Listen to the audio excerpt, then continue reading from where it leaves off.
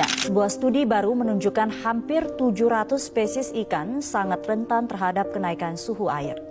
Ya, lapisan es di Kutub Utara terus mencair hingga mencapai titik terendah kedua dalam 4 dekade terakhir. Hal ini menandakan dampak signifikan dari perubahan iklim di bumi.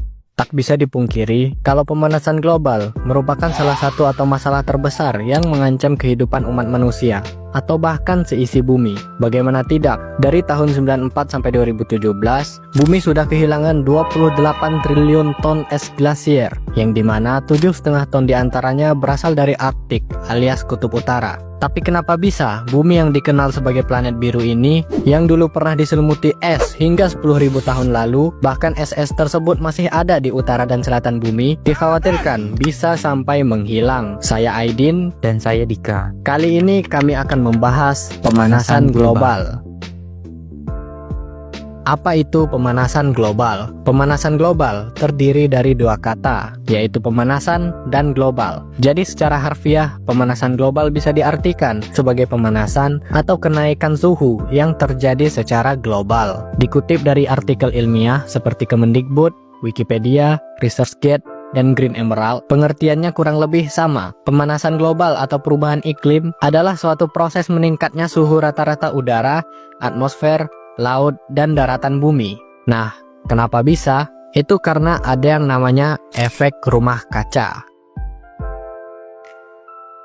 Efek rumah kaca adalah kemampuan atmosfer bumi untuk mempertahankan suhu udara panas bumi agar tetap hangat dan berada di suhu yang nyaman, sama seperti rumah kaca yang dapat memerangkap hangat untuk tanaman. Singkatnya, gas-gas penyebab rumah kaca dikeluarkan menuju atmosfer dan akan membentuk sekumpulan gas di atmosfer bumi. Saat cahaya matahari menuju bumi, sebagian cahayanya akan diserap bumi dan sebagian akan dipantulkan kembali. Namun, cahaya yang dipantulkan tadi akan terpantul kembali ke bumi oleh gas-gas yang ada di atmosfer tadi. Ini yang disebut efek rumah kaca.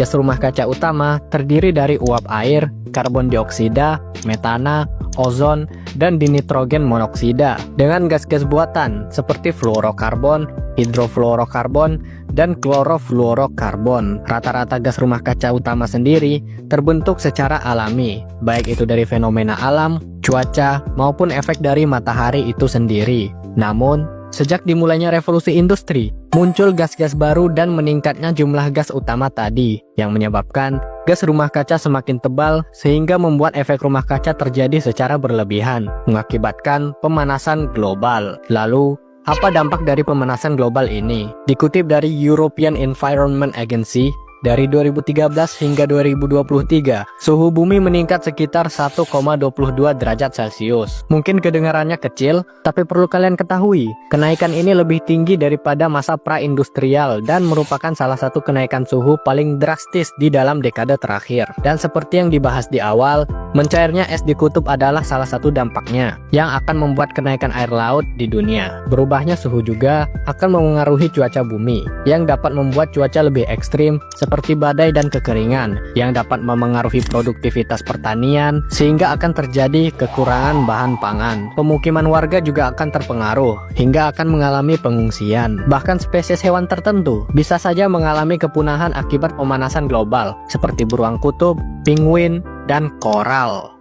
Lantas, apa saja kebajikan pemerintah untuk mengurangi pemanasan global? Salah satunya adalah penggunaan renewable energy atau energi baru terbarukan. Penggunaan bahan bakar fosil sebagai pembangkit listrik dapat menyebabkan meningkatnya gas rumah kaca seperti karbon dioksida. Sehingga, dengan mengurangi penggunaan bahan bakar fosil, pemerintah secara langsung mengurangi terjadinya pemanasan global. Dan tidak hanya pemerintah, warga biasa seperti kalian juga bisa melakukan ide atau langkah untuk mengurangi pemanasan global, seperti menghemat energi rumah dan tidak terlalu sering menggunakan kendaraan pribadi.